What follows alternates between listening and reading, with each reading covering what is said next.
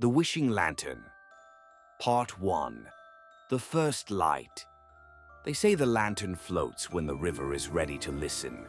Not when it's asked, not when it's wanted, only when it decides, and always at night. Clelt wasn't one of those silent boys who wandered the woods with their hands in their pockets and nothing to say.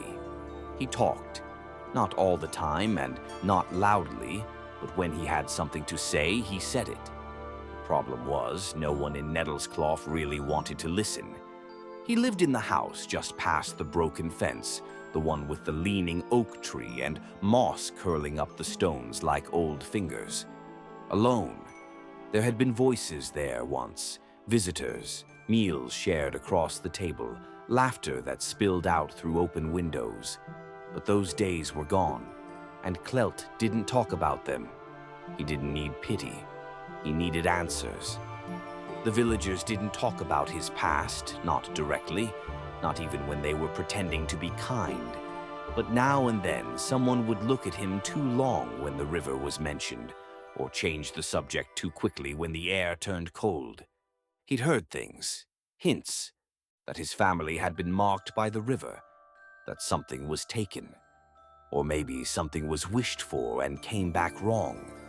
Most of all, he'd heard about the lantern, a glow, a chance, a warning. The story went like this.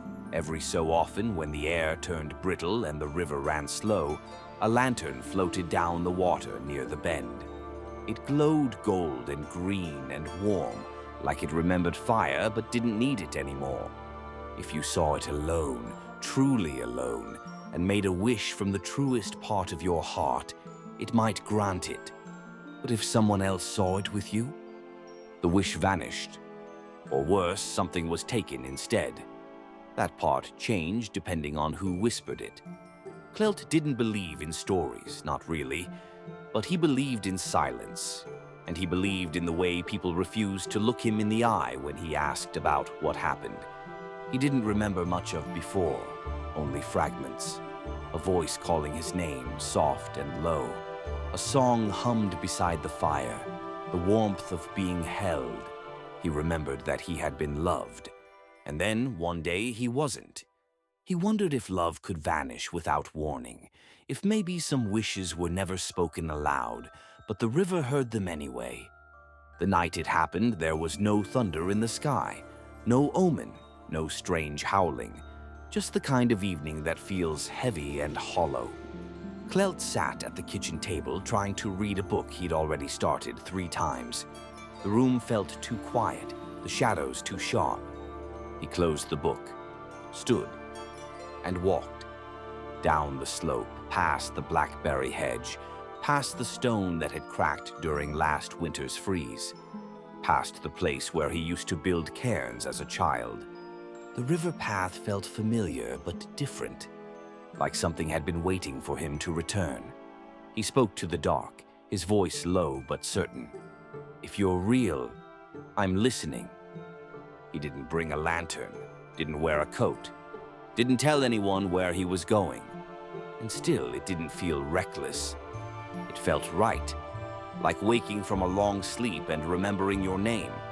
It was just past the bend that he saw the glow. At first, he thought it was a trick of the moon on the water, a firefly maybe. But then it moved, slowly, smoothly, not with the current but against it, drifting above the surface, not quite floating, not quite real. The lantern. Clelt stopped. He had imagined it might be brighter, more dramatic, but it wasn't. It was soft, subtle, like a breath in the dark.